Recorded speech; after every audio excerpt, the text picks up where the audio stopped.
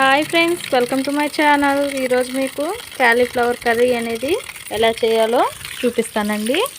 ముందుగా ఇలా చిన్న చిన్న ముక్కలుగా తీసుకోవాలండి. వీటిలో సన్నటి పురుగులు ఉంటాయండి, అలాంటివి ఉన్నాయా లేదా అనేది 1-2-3 సార్లు చూసి ఇలా 2-3 సార్లు కడుక్కోవాలండి. కడిగిన తర్వాత ఇలా ఒక గిన్నెలో వేడిగా నీళ్ళు వేడి చేసుకోవాలండి. వేడైన వాటర్లో ఇప్పుడు దాకా కడిగాం కదండి క్యాబేజీ ఫ్లవర్స్, అవైతే వేసుకోవాలి. ఇవి ఇలా చేసినట్టయితే లోపల సన్న పురుగులు అట్లాంటివి మనకు కనిపించకపోయినా పైకి అనేది తేలుతూ పైకి కానొస్తాయండి.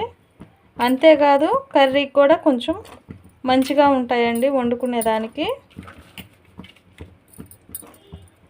చూసారా, ఇట్లా 2 నిమిషాల పాటు అలా నీళ్ళల్లో వదిలేయాలండి.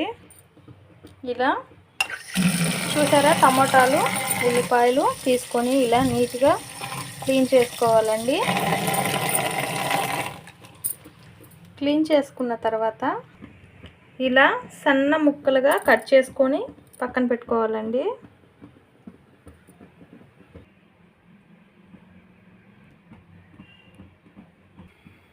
ముందుగా ప్యాన్ పెట్టుకోండి.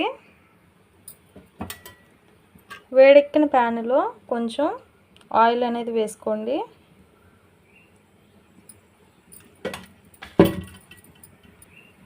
ఆయిల్ వేడెక్కిన తర్వాత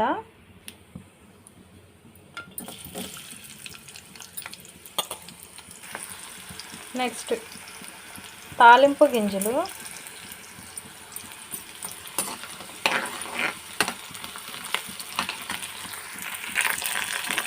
ఇలా కొంచెం లైట్గా ఎరుపు రంగులోకి వచ్చిన తర్వాత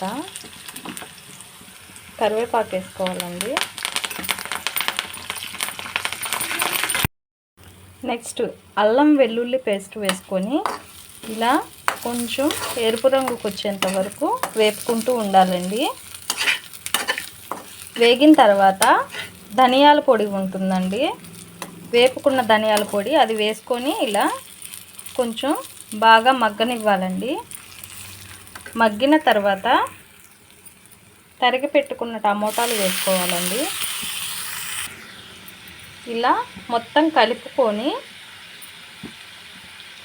కలిసేలాగా అటు ఇటు తిప్పుతూ కలుపుకోవాలండి.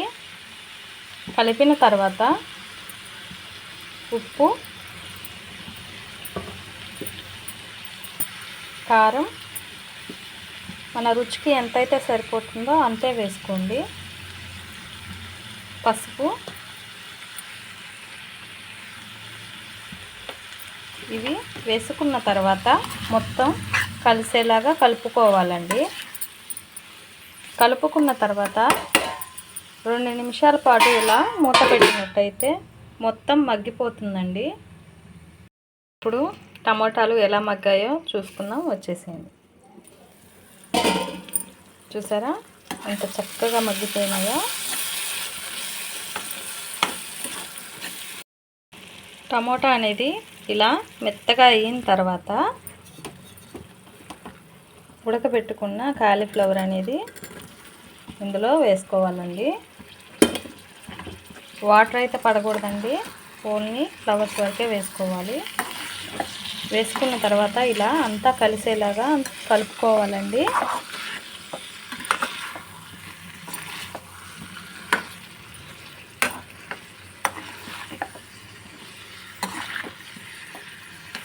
ఇలా కలుపుకున్న మిశ్రమాన్ని 2 నిమిషాల పాటు మూత పెట్టి ఒక 2 నిమిషాల పాటు వదిలేస్తే మన క్యాలీఫ్లవర్ కర్రీ అనేది తయారైపోతుందండి.